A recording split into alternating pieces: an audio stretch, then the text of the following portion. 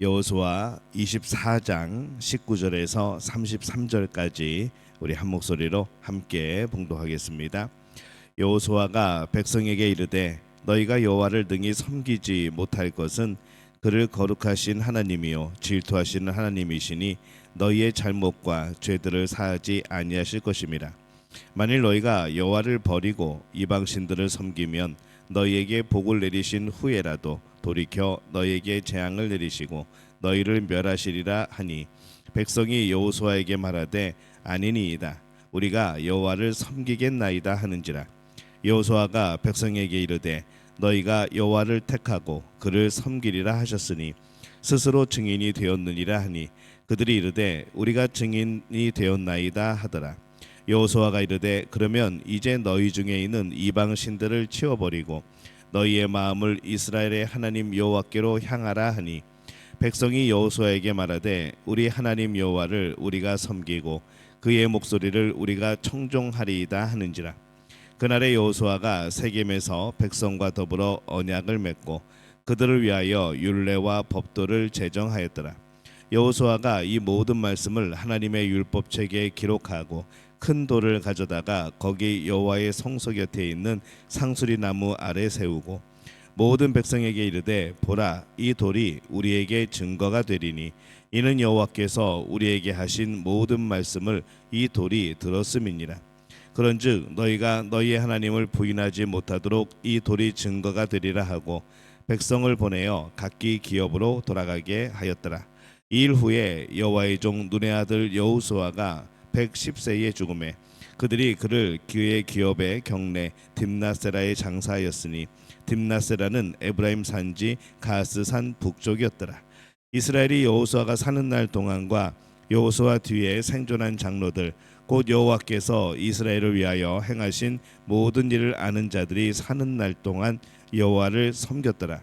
또 이스라엘 자손이 애굽에서 가져온 요셉의 뼈를 세겜에 장사하였으니 이곳은 야곱이 백크시타를 주고 세겜의 아버지 하몰의 자손에게서 산 밭이라. 그것이 요셉 자손의 기업이 되었더라. 아론의 아들 엘르아살도 죽음에 그들이 그를 그의 아들 비느하스가 에브라임 산지에서 받은 산에 장사하였더라. 아멘. 할렐루야. 하나님의 은혜가 오늘 새벽에 하루의 첫 시간을 주 앞에 드리는 우리 믿음의 가족들에게 함께 하시기를 예수님의 이름으로 축원합니다. 오늘 말씀은 이 여호수아의 두 번째 마지막 설교 부분이고 여호수아 전체의 마지막 부분이 되어집니다. 이 여호수아는 이스라엘 백성에게 엄하게 경고를 합니다. 20절에 보면은 만일 너희가 여호와를 버리고 이방 신들을 섬기면 너희에게 복을 내리신 후에라도 돌이켜 너희에게 재앙을 내리시고 너희를 멸하시리라 하니 이렇게 말씀을 합니다. 이스라엘 백성이 지금은 하나님을 잘 섬겨서 복을 받고 또 가나안 땅을 점령하고 굉장히 그런 좋은 상태이지만은 그들이 이방 신을 섬기면 재앙을 내리실 것이라 또 멸하실 것이라 말씀을 합니다. 이것은 여호수아서에만 나오는 것이 아니고 신명기에서 모세가 이스라엘 백성에게 전하였던 말씀이기도 합니다. 그들이 믿음의 길을 가면 복을 받을 것이고 불신의 길을 가면 재앙이 임할 것이다. 그것은 사실 모든 시대의 사람에게 있어서 동일하게 적용되는 그런 말씀이 되어지겠죠. 진리의 길을 가면 복을 받을 것이고 우리가 진리가 아닌 길을 가게 되면 재앙을 받는 겁니다. 이 하나님은 거룩하신 분입니다. 또 하나님은 성경에 질투하시는 분이라 라고 말씀을 합니다. 이스라엘 백성들이 잘못과 죄를 범하면서 하나님과 함께할 수 없는 것이죠. 이 하나님은 거룩하신 분입니다. 하나님은 또 질투하시는 분입니다. 이 거짓을 행하는 이들을 향하여 그냥 무감각하신 것이 아니라 그냥 무조건 용서하시는 것이 아니라 그들의 거짓에 대해서 그들의 죄악에 대해서 분노하시고 또 그들을 심판하시는 분이기도 합니다. 어떤 이들은 이 은혜라는 단어를 잘못 사용할 때가 참 많습니다. 어떤 불법을 용인할 때 안 되는 건데 상식적으로 또 그것이 법적으로 안 되는 건데 우리는 그때 이렇게 얘기하죠. 그냥 은혜로 넘어갑시다. 이게 은혜로 넘어갈 그런 일이 아닌 것이죠. 그건 진짜 은혜의 의미를 모르는 겁니다. 은혜에는 결코 불법을 용인하지 않습니다. 그래서 이 불법을 행하면서 하나님을 섬기지 못하고 불법을 행하면서 그 안에 은혜가 있다라고 말할 수는 없는 것이죠. 은혜는 그가 죄에서 회개하고 죄 용서를 구할 때 그것을 용서해 주시는 것이 은혜입니다. 죄에서 회개하지 않은 사람에게 은혜는 있을 수 없는 겁니다. 그렇기 때문에 복을 받기를 원한다고 한다면은 은혜를 구할 것이 아니라 믿음을 구해야 하는 것이죠. 믿음의 길을 갈 힘을 구해야 됩니다. 그러할 때에 은혜로 믿음이 주어지고 믿음의 길을 가는 사람에게 복이 주어지는 것이죠. 우리는 살아가면서 자신의 믿음을 확인하는 시간들이 필요합니다. 잘 믿고 있다고 생각하지만, 잘 믿음의 길을 가고 있다고 생각하지만은 정말 잘 가고 있는 건지, 나 혼자 잘 가고 있다고 생각하고 있는 건지 이 확인을 해야 되는 것이죠.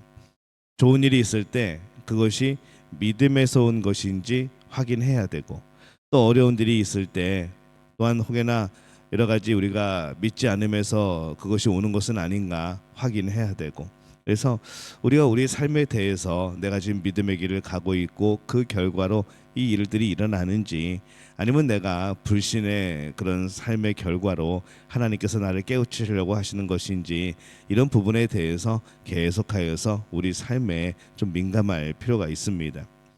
좋은 일이든지 어려운 일이든지 믿음에서 오는 것이라면 그것은 복입니다. 왜냐하면 하나님이 일하시는 것이기 때문에 그렇습니다. 그러기에 항상 믿음을 확인해야 하는 것이죠. 불신은 또 복은 함께 올 수 없습니다.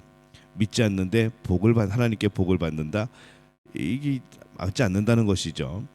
오직 믿음의 길을 가는 사람에게만 영원한 복이 임하는 겁니다.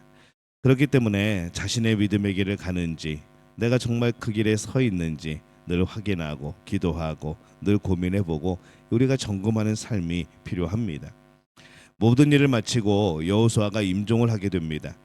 이스라엘 백성을 애굽으로 이끌었던 요셉이 110세에 인생을 마쳤는데, 이제 가나안으로 이끈 여호수아도 110세에 생을 마치게 되었죠. 근데 이 여호수아를 뭐라고 표현하는가 하면은 그때의 여호와의 종이라고 칭하고 있습니다. 이 칭호는 모세가 죽을 때 처음 들은 칭호이죠. 신명기 34장 5절에 보면은 이에 여호와의 종 모세가 여호와의 말씀대로 모압 땅에서 죽어, 이렇게 되어 있습니다. 이후에 여호수아의 모세를 여호와의 종이라 부르는 것이 13번 나옵니다. 그리고 여호수아가 죽음을 맞이하게 되었을 때 그가 여호와의 종이라 또 불려지고 있는 거죠. 그래서 이 칭호는 이후에 특정인에게 붙여서 사용되지 않습니다. 여호수아가 여호와의 종이라고 불리는 것은 그의 믿음이 인정받는, 하나님께 인정받는 영광스러운 칭호가 되어진 것이죠. 그래서 또 소망해 보게 됩니다. 우리도 여호와의 종이라 불릴 수 있는 우리 믿음의 가족들이 되었으면 좋겠습니다. 여호와의 종은 무엇을 크게 함으로 인해서 얻는 게 아닙니다. 무슨 공로를 세워서 얻는 게 아니고 하나님께 온전히 순종하였을 때 그는 여호와의 종이라는 칭호를 얻게 되어지는 것이죠. 종은 그 사람의 힘으로 할 수 있는 것이 전혀 없습니다. 종은 그 사람의 힘으로 무엇을 하는 것이 아닙니다. 종은 순종하는 것이죠. 하나님의 말씀에, 하나님의 명령에 순종하는 겁니다. 그렇기 때문에 이 여호와의 종이라는 칭호는 이 땅에 사는 모든 신앙이들이 또 얻을 수 있는 칭호가 되어집니다. 왜냐하면 우리의 능력이 아니라 순종하는 것이기 때문에 그렇죠. 우리는 여호와께 온전히 순종하며 살고 있는가? 다른 어떤 위대한 일이 아니고 그 자리에서 하나님의 말씀에 순종하며 종으로 살아가는 것, 하나님의 일하심에 쓰임 받는 것, 이 시대에 우리가 살아가는 이 땅에서 하나님의 뜻 가운데 내가 하나님의 주신 사명에 순종하여 종으로 살아가는 것, 이게 이제 종의 삶인 것이죠. 우리가 이제 나이가 들어갈수록 육체의 힘도 약해지고 또 우리의 힘도 많이 줄어들 겁니다. 근데 사실은 그때 우리는 더 순종할 수 있는 것이죠. 내가 할 수 있고 내가 젊고 내가 또 뭔가를 이룰 수 있고 그러한 자신감이 있을 때는 이 참 순종하기 힘들 때가 많습니다. 하지만 우리가 오히려 힘이 없을 때에는 순종하기가 더 쉬운 것이죠.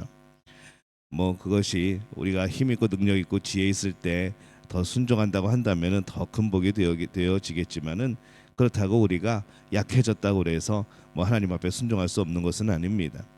그래서 우리가 이 평생을 살아가면서 하나님 앞에 정말 순종의 사람으로, 그래서 우리가 하나님 앞에 여호와의 종이라 불려줄 수 있는 그런 우리가 칭호를 얻게 된다고 하면은 이게 얼마나 복된 일인가라는 생각을 해보게 됩니다.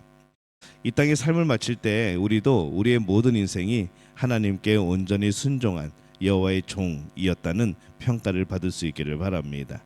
오늘 우리의 삶 속에서도 오늘 그 순종은 계속해서 이어지고 있습니다. 하나님을 선택하고 하나님을 온전히 바라보고 의지하는 사람, 하나님의 말씀 또 하나님의 뜻을 지키고 순종하기 위해서 열심을 내는 사람들, 그가 하나님 앞에서 여호와의 종이라 또 그렇게 칭호를 얻게 되어지는 것이죠. 우리 믿음의 가족들 모두가 이 여호와의 종이라고 하는 이 복된 칭호를 얻게 되어지시기를 예수님의 이름으로 축원합니다.